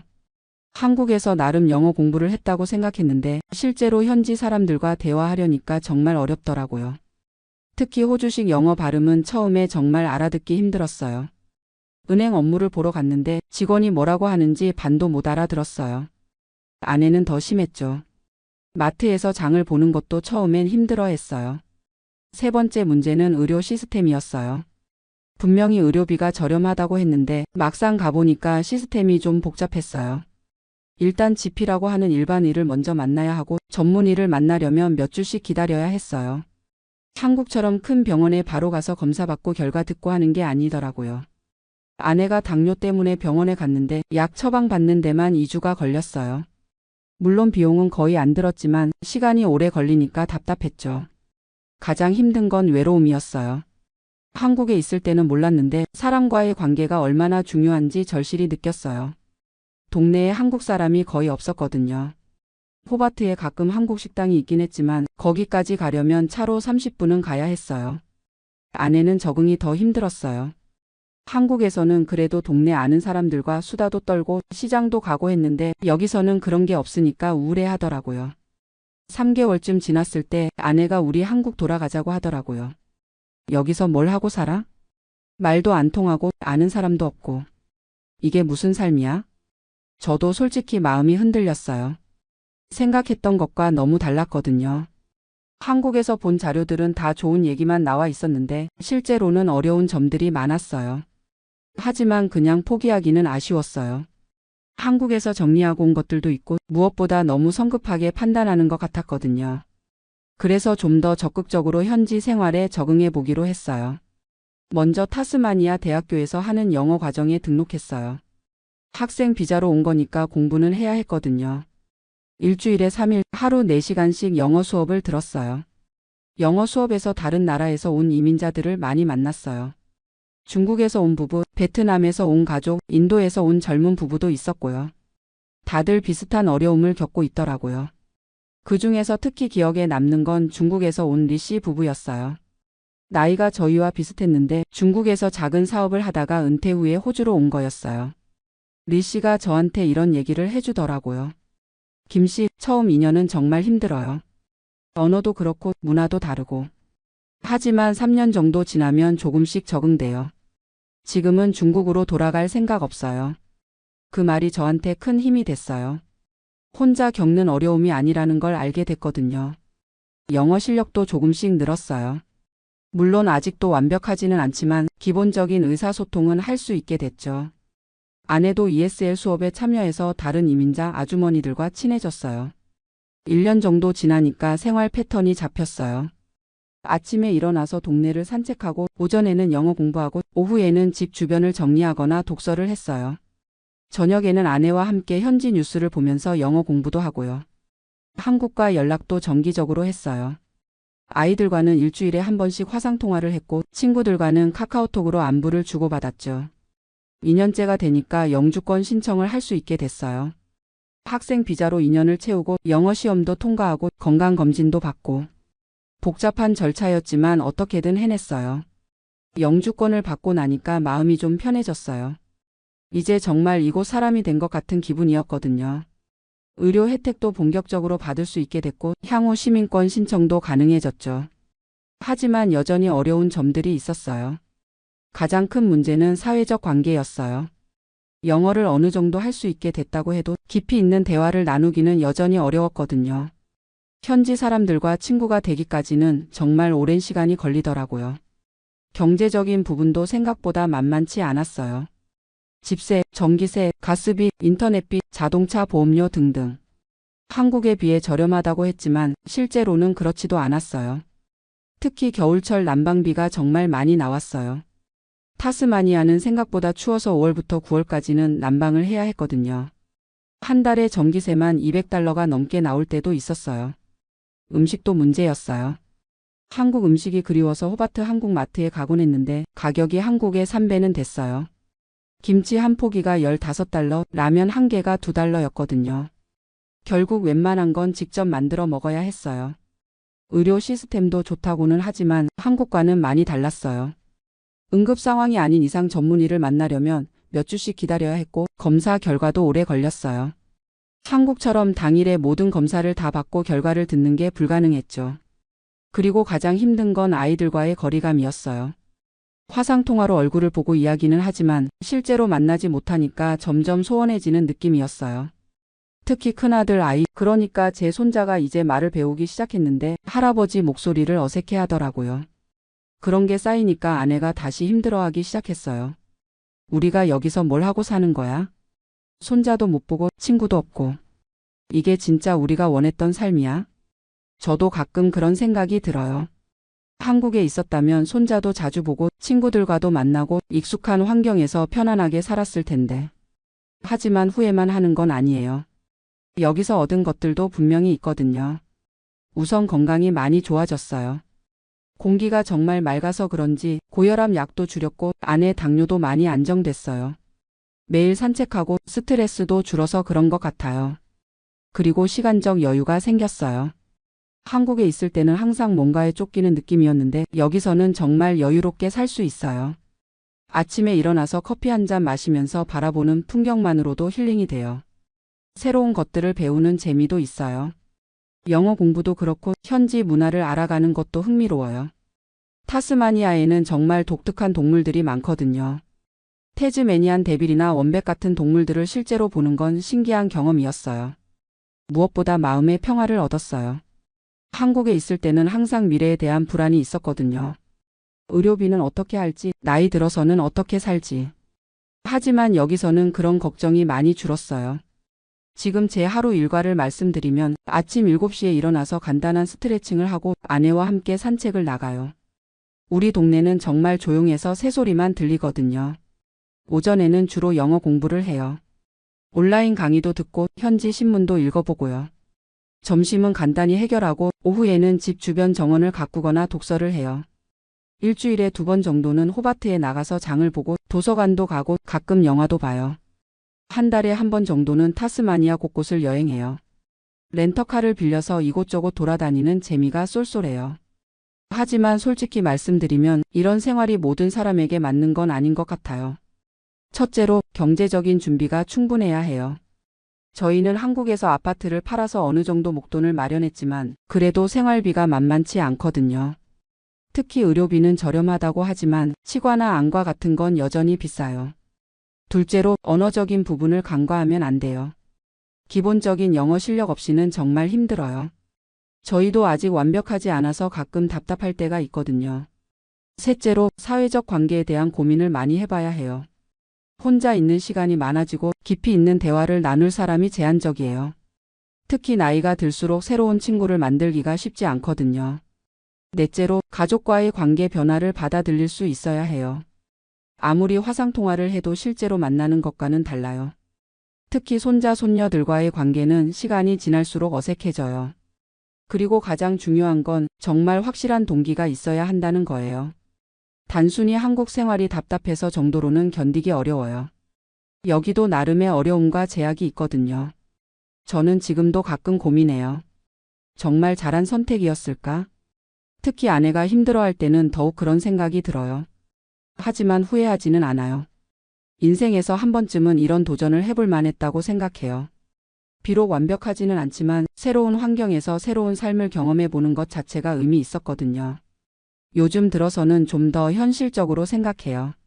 아마 5년 정도 더 여기서 살아보고 그 이후에는 한국으로 돌아갈 수도 있을 것 같아요. 건강이 더 나빠지면 역시 자식들 곁에 있는 게 나을 테니까요. 하지만 지금 당장은 이곳에서의 삶에 만족하고 있어요. 매일 아침 창문을 열면 펼쳐지는 그 풍경, 깨끗한 공기, 여유로운 생활 리듬. 이런 것들은 한국에서는 경험하기 어려운 것들이거든요. 최근에는 작은 텃밭도 만들었어요. 상추, 깻잎, 토마토 같은 것들을 키우고 있는데 직접 기른 채소로 요리해 먹는 맛이 정말 좋아요. 아내도 이런 소소한 재미를 찾아가고 있어요. 그리고 조금씩이지만 현지 사람들과도 친해지고 있어요. 옆집 할머니는 가끔 직접 만든 잼을 갖다 주시고 우리도 김치를 담가서 나눠드려요. 언어는 아직 서툴지만 마음은 통하는 것 같아요. 한국 친구들과도 계속 연락하고 있어요. 화상통화로 함께 술도 마시고 서로 근황도 전해요. 물리적으로는 떨어져 있지만 마음의 거리는 그리 멀지 않다는 걸 느껴요. 가끔 한국 방문도 계획하고 있어요. 1년에 1번 정도는 가서 가족들도 만나고 친구들도 보고 싶거든요. 영주권이 있으니까 자유롭게 왔다 갔다 할 수 있어요. 지금 이 순간 저는 타스마니아 작은 마을의 저녁 노을을 바라보며 이 글을 쓰고 있어요. 하늘이 붉게 물들고 멀리서 양들이 우는 소리가 들려요. 이런 평화로운 순간들이 쌓여서 지금의 제 삶이 되었어요. 완벽하지는 않지만 나름의 의미가 있는 삶이라고 생각해요. 젊었을 때는 성공하기 위해, 가족을 위해 열심히 살았다면 이제는 저 자신을 위해 남은 인생을 의미 있게 보내기 위해 이런 선택을 한 거예요. 혹시 저와 비슷한 고민을 하고 계신 분들이 있다면 몇 가지 조언을 드리고 싶어요. 첫째, 충분한 준비를 하세요. 경제적 준비뿐만 아니라 정신적 준비도 중요해요. 이상만 가지고는 현실을 견디기 어려워요. 둘째, 가족들과 충분히 상의하세요. 혼자만의 결정이 아니라 가족 모두가 동의할 수 있어야 해요. 특히 배우자의 마음이 중요해요. 셋째, 단계적으로 접근해 보세요. 처음부터 영구 이주를 생각하지 말고 일정 기간 살아보면서 결정하는 것도 좋은 방법이에요. 넷째, 현지 네트워크를 만드는 것에 신경 쓰세요. 혼자서는 정말 힘들어요. 비슷한 처지의 사람들과 교류하는 것이 큰 도움이 됩니다. 마지막으로 완벽을 추구하지 마세요. 어떤 선택이든 장단점이 있어요. 중요한 건 그 선택에 대해 책임지고 최선을 다해 살아가는 거예요. 저는 아직도 배우고 있어요. 새로운 언어도, 새로운 문화도, 새로운 삶의 방식도. 67세에 새로운 도전을 한다는 게 쉽지는 않지만 그만큼 값진 경험이라고 생각해요. 가끔 한국에 있는 친구들이 부러워해요. 야, 정수야. 너 정말 용기 있다. 우리는 엄두도 못 내겠어. 하지만 저도 그 친구들이 부러울 때가 있어요. 손자, 손녀들과 함께 시간을 보내고 오랜 친구들과 만나서 추억을 나누는 모습들이요. 결국 어떤 삶이 더 좋다고 할 수는 없는 것 같아요. 각자가 추구하는 가치와 상황에 따라 다른 거죠. 저에게는 이곳에서의 삶이 새로운 의미를 주었어요. 물질적으로는 한국에서보다 풍요롭지 않을 수도 있지만 마음의 여유와 평화는 더 큰 것 같아요. 매일 아침 일어나면 감사한 마음이 들어요. 건강하게 하루를 시작할 수 있다는 것, 사랑하는 아내와 함께 있을 수 있다는 것, 아름다운 자연 속에서 살 수 있다는 것. 이런 소소한 것들이 행복이라는 걸 이제야 알게 됐어요. 물론 앞으로도 어려움은 있을 거예요. 나이가 들수록 건강 문제도 생기고 언어적 한계도 계속 느낄 테고 가족과의 거리감도 더 커질 수도 있어요. 하지만 그때 가서 다시 생각해 보면 되는 거 아닐까요? 인생이라는 게 모든 걸 미리 계획하고 사는 건 아니니까요. 지금은 이곳에서 주어진 하루하루를 충실히 살아가려고 해요. 아내와 함께 산책도 하고 작은 텃밭도 가꾸고 새로운 친구들도 만나고 그런 일상들이 쌓여서 제 인생의 새로운 장을 만들어가고 있어요. 혹시 이 글을 읽고 계신 분 중에 비슷한 고민을 하고 계신 분이 있다면 무엇보다 자신에게 정직하세요. 왜 그런 생각을 하게 됐는지, 정말 그것이 필요한지, 어떤 어려움이 있을 수 있는지. 그리고 주변 사람들과도 충분히 이야기해 보세요. 혼자만의 판단으로는 놓치는 부분들이 많거든요. 저는 3년 전에 제 결정에 대해 복잡한 마음이에요. 후회는 없지만 아쉬운 부분들도 있고요. 하지만 그것도 인생의 일부라고 받아들이고 있어요. 나이 든다는 건 경험이 쌓인다는 거예요. 좋은 경험도 어려운 경험도 모두 소중한 자산이 되는 것 같아요. 이곳에서의 3년도 제게는 그런 자산이 됐어요. 앞으로 몇 년을 더 이곳에서 살지 아니면 한국으로 돌아갈지는 아직 모르겠어요. 하지만 어떤 선택을 하든 지금까지의 경험들은 저에게 큰 재산이 될 거예요. 타스마니아의 밤은 정말 고요해요. 도시의 소음 없이 오직 자연의 소리만 들려와요. 그런 고요함 속에서 저는 제 인생을 되돌아보곤 해요. 67년을 살아오면서 참 많은 일들이 있었어요. 어려웠던 시절도 있었고 보람찼던 순간들도 있었고 지금 이 순간도 그런 인생의 한 페이지가 되겠죠. 언젠가는 이 경험도 추억이 될 거예요. 그때 돌이켜보면 아, 그때 참 용기 있는 일을 했었구나라고 생각하지 않을까 싶어요. 모든 분들이 각자의 자리에서 행복하시길 바라며 저의 솔직한 이야기를 마칩니다. 긴 글 읽어주셔서 감사합니다. 안녕하세요. 71세 박용수입니다. 지금 이렇게 한국에 돌아와서 평온한 마음으로 이야기할 수 있게 돼서 정말 다행이라고 생각해요. 포틀랜드에서 겪었던 그 일들을 생각하면 아직도 가슴이 답답해지지만 그래도 이제는 웃으면서 얘기할 수 있게 됐네요. 제가 왜 이런 이야기를 하게 됐는지부터 말씀드릴게요. 요즘 유튜브나 인터넷에서 미국 이민 이야기, 특히 포틀랜드 얘기를 많이 하더라고요. 무소득세라고 세금 천국이라고 하면서 장밋빛 그림만 그려주는 분들이 많아요. 저도 그런 말에 속아서 1년 넘게 고생했거든요. 그래서 같은 실수를 하실 분들이 없으셨으면 해서 제 경험담을 솔직하게 털어놓으려고 합니다. 저는 40년 동안 작은 금속가공업체를 운영했어요. 직원이 15명 정도 되는 소규모 회사였지만 그래도 성실하게 해서 나름 괜찮게 살았죠. 2019년에 은퇴하면서 공장을 정리하고 그동안 모은 돈으로 여유롭게 살고 있었어요. 은퇴 후에는 시간이 많다 보니까 인터넷을 많이 하게 되더라고요. 처음엔 뉴스나 건강 정보 정도만 봤는데 어느 날부터 해외 이민 관련 유튜브를 보게 됐어요.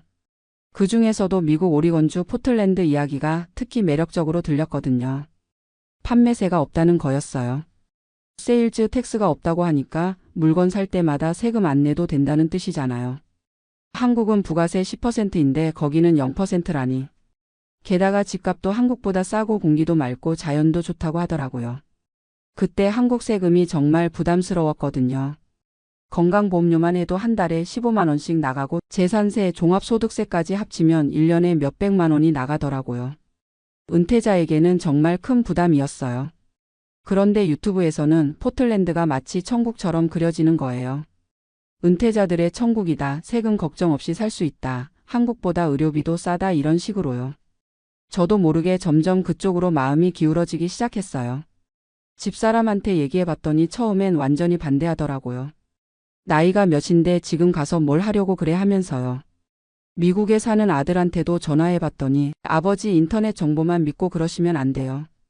현실은 다를 수 있어요 라고 하더라고요. 하지만 저는 이미 마음을 굳혔어요. 40년 동안 사업하면서 이런저런 일들을 겪어봤는데 이 정도 결정도 못 내린다면 남자가 아니라고 생각했거든요. 경험도 안 해보고 뭘 안다고 그래 하면서 밀어붙였어요. 2022년 겨울부터 본격적으로 준비를 시작했어요. 집을 팔고 이민 수속을 밟고 포틀랜드에 집도 알아봤죠. 강남에 있던 40평 아파트를 12억에 팔았어요.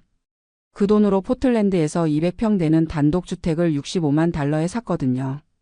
환율로 치면 8억 정도였으니까 4억은 남는 셈이었죠. 주변 사람들 반응이 재미있었어요.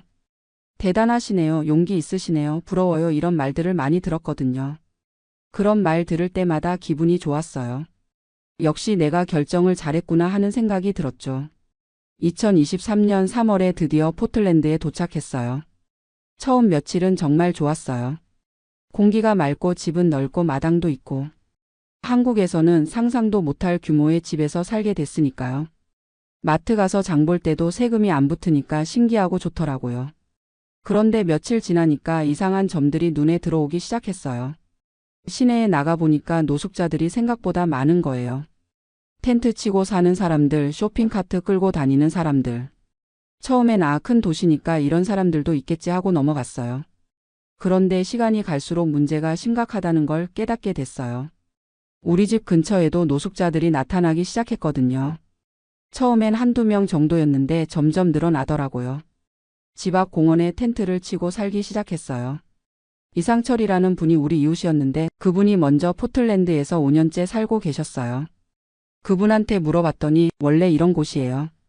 유튜버들이 말 안 하는 부분이 이거예요 라고 하시더라고요. 박 형님, 솔직히 말하자면 여기 노숙자 문제가 정말 심각해요. 시 정부에서도 손을 못 쓰고 있어요. 진보 성향이 강한 지역이라 노숙자들을 강제로 내쫓지도 못하고 그렇다고 근본적인 해결책이 있는 것도 아니고요. 처음엔 그래도 참을 만하다고 생각했어요. 한국에서도 노숙자가 없는 건 아니니까요. 하지만 포틀랜드의 노숙자 문제는 차원이 달랐어요. 우리 집 바로 앞 공원에 텐트촌이 생겼어요. 텐트가 하나둘 늘어나더니 어느새 10개가 넘어갔어요. 거기서 나오는 쓰레기 냄새, 소음이 정말 견딜 수 없을 정도였거든요. 밤에는 더 심했어요. 술 마시고 고함치고 싸우는 소리가 들려요. 집사람이 무서워해서 밤에 혼자 화장실도 못 가겠다고 하더라고요. 70 가까운 나이에 이런 스트레스를 받으니까 혈압이 확 올라갔어요. 경찰에 신고도 해봤어요. 그런데 경찰이 와서 하는 말이 여기는 공공장소라서 강제로 내쫓을 수 없다는 거예요. 며칠 후에 자발적으로 이동하라고 권유는 해보겠다고 하더니 정말로 며칠 후에 와서 권유만 하고 가더라고요. 당연히 노숙자들은 꿈쩍도 안 했죠. 한인마트에서 만난 최영희 사모님이 하시는 말씀이 여기 산지 10년 됐는데 점점 심해져요. 코로나 이후로는 정말 답이 없어요. 약물 중독자들도 많고 정신질환자들도 많고 경찰도 손을 못 써요. 그때부터 진짜 현실이 보이기 시작했어요. 유튜버들이 말하는 포틀랜드와 실제 포틀랜드가 완전히 다른 거였어요. 판매세가 없다는 것만 강조하고 정작 살기 어려운 부분들은 하나도 말하지 않았던 거죠. 집사람 건강이 눈에 띄게 나빠졌어요. 스트레스 때문에 불면증이 생기고 혈압약을 늘려야 했어요. 밖에 나가는 것도 무서워하고 하루 종일 집에만 있으려고 하더라고요. 여보, 우리 한국 돌아가면 안 될까? 하고 조심스럽게 말하는 거예요. 저도 마음이 흔들리기 시작했어요. 이게 정말 내가 원했던 노후 생활인가 싶었거든요. 세금 몇 푼 아끼려고 이런 스트레스를 받으면서 살아야 하나. 결정적인 사건이 6개월 뒤에 일어났어요. 어느 날 아침에 나가보니까 우리 집 대문 앞에서 누군가 용변을 본 흔적이 있는 거예요. 정말 화가 머리끝까지 올라왔어요. 이런 모욕을 당하면서까지 여기서 살아야 하나 싶었거든요. 그날 바로 집사람과 진지한 대화를 했어요. 여보, 우리 한국 돌아가자. 여기서 이런 식으로 살 바에야 한국에서 세금 좀 더 내면서 편하게 사는 게 낫겠어. 집사람이 울면서 말하더라고요. 여보, 진작에 그렇게 했으면 좋았을 텐데. 나는 처음부터 내키지 않았어. 하지만 당신이 워낙 확신에 차 있어서 말리지 못했어. 그때 정말 후회됐어요. 왜 집사람 말을 안 들었을까? 왜 아들 말을 안 들었을까? 인터넷 정보만 믿고 성급하게 결정했을까? 하지만 후회해도 이미 늦었죠. 다시 한국으로 돌아가기로 결심했어요. 집을 팔고 돌아가는 과정도 쉽지 않았어요. 미국 집을 55만 달러에 팔았거든요. 산지 1년도 안 돼서 10만 달러 손해를 본 거예요. 이사 비용, 항공료 등등 합치면 더 많이 든 거죠. 2024년 봄에 한국으로 돌아왔어요. 가족들이 따뜻하게 맞아줘서 정말 고마웠어요. 아버지, 경험해 보신 것 자체가 대단한 거예요 라고 하면서 전혀 구박하지 않더라고요. 한국에 돌아와서 새삼 느낀 게 있어요. 우리나라가 정말 안전하고 깨끗하다는 거예요. 치안이 이렇게 좋은 줄 몰랐어요. 밤에 산책해도 안전하고 길거리에 쓰레기도 별로 없고 노숙자가 있어도 미국처럼 위협적이지 않고요. 지금은 부산 해운대에 작은 아파트를 샀어요. 바다 보이는 25평짜리인데 정말 만족해요. 포틀랜드에서 스트레스 받으며 살았던 것과는 비교도 안 돼요. 집사람 건강도 금세 좋아졌고요. 요즘에는 제 경험담을 주변 분들께 말씀드려요. 비슷한 생각 하시는 분들이 종종 계시거든요. 미국 가서 살면 어떨까? 하시는 분들에게 제가 겪은 현실을 솔직하게 말씀드리죠. 인터넷 정보만 믿지 마세요. 특히 유튜버들이 하는 말은 절반만 믿으세요. 좋은 것만 보여주고 안 좋은 건 숨기는 경우가 많아요. 판매세 없다고 해서 전체적으로 살기 좋은 건 아니에요. 실제로 포틀랜드 노숙자 문제는 정말 심각해요. 2024년 통계를 보니까 미국 전체 노숙자가 77만 명이 넘는다고 하더라고요. 그 중에서도 서부 지역, 특히 포틀랜드 같은 곳이 제일 심하고요. 제가 왜 이런 실수를 했는지 곰곰 생각해 봤어요. 나이가 들면서 판단력이 흐려진 것도 있고 인터넷 정보를 너무 맹신한 것도 있고 무엇보다 현실을 제대로 알아보지 않고 결정한 게 가장 큰 문제였어요. 젊을 때는 실패해도 다시 시작할 수 있지만 70이 넘은 나이에는 한 번의 실수가 치명적일 수 있어요. 건강, 돈, 시간 모든 면에서 여유가 없거든요. 그래도 이 경험이 완전히 헛된 건 아니라고 생각해요. 제가 실수한 덕분에 다른 분들은 같은 실수를 안 하실 수 있으니까요. 그리고 한국의 소중함을 새삼 깨달았고요. 요즘 포틀랜드 관련 영상 보면서 웃겨요. 여전히 세금 천국 살기 좋은 도시라고 홍보하는 분들이 있더라고요. 정말 거기 가서 살아보기나 했는지 의심스러워요. 현실은 이래요. 판매세가 없는 대신 소득세가 높아요. 은퇴자들한테는 큰 상관없지만 다른 세금들이 만만치 않아요. 재산세는 한국보다 훨씬 높고 집 보험료도 비싸고. 결국 전체적으로 보면 세금 부담이 크게 줄어들지 않아요. 게다가 생활비도 만만치 않아요. 한인 식품 사려면 한국보다 2배는 비싸고 병원비는 상상도 못할 정도로 비싸요. 메디케어가 있다고 해도 본인 부담이 상당하거든요. 무엇보다 정신 건강에 미치는 영향이 커요. 매일 불안감 속에서 살아야 하는 스트레스. 집사람처럼 예민한 분들은 정말 견디기 힘들어해요. 돈 몇 푼 아끼려다가 건강 잃으면 무슨 소용이에요. 저는 이제 완전히 정착했어요. 한국이 최고라는 생각밖에 안 들어요. 의료보험 하나만 봐도 세계 최고 수준이에요. MRI 찍어도 10만 원, 수술해도 본인 부담이 얼마 안 돼요. 미국에서는 상상도 못할 일이죠. 치안도 비교가 안 돼요. 밤에 혼자 걸어 다녀도 안전하고 지하철 타도 안전하고. 포틀랜드에서는 대중교통 이용하기가 무서웠거든요. 이상한 사람들이 너무 많아서요. 음식도 한국이 최고예요. 김치찌개, 된장찌개 먹고 싶으면 언제든 먹을 수 있고 반찬도 다양하고 밥도 맛있고. 미국에서는 한식당 가서 김치찌개 하나 먹으려면 $20씩 내야 해요. 지금 생각해보면 제가 왜 그런 결정을 했는지 이해가 안 가요. 한국에서 충분히 행복하게 살고 있었는데 괜히 욕심 부려서 고생만 했네요. 요즘 비슷한 고민하시는 분들 만나면 꼭 말씀드려요. 해외 이주는 정말 신중하게 결정하세요. 특히 우리 나이에는 더더욱 조심해야 해요. 인터넷 정보만 믿지 말고 실제로 그곳에서 살아본 사람들 만나서 현실적인 얘기 들어보세요.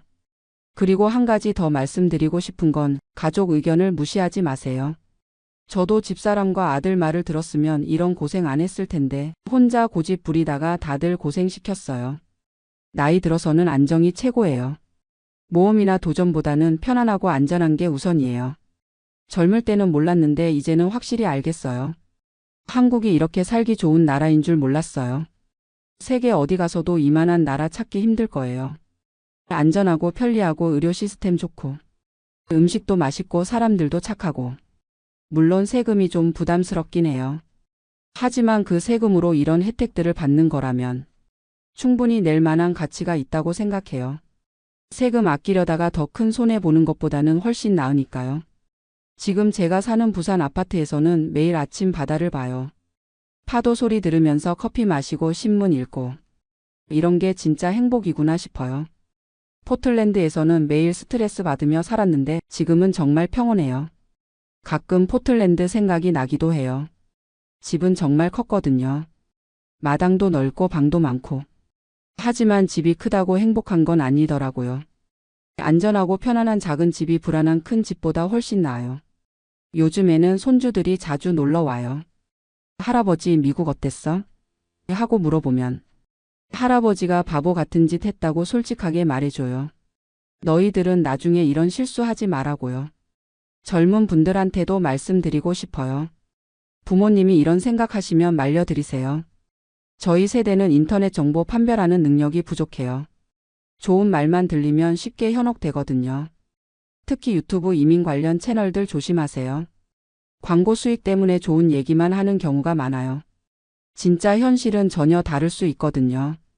제가 이렇게 긴 얘기를 하는 이유는 같은 실수하시는 분들이 없었으면 해서예요.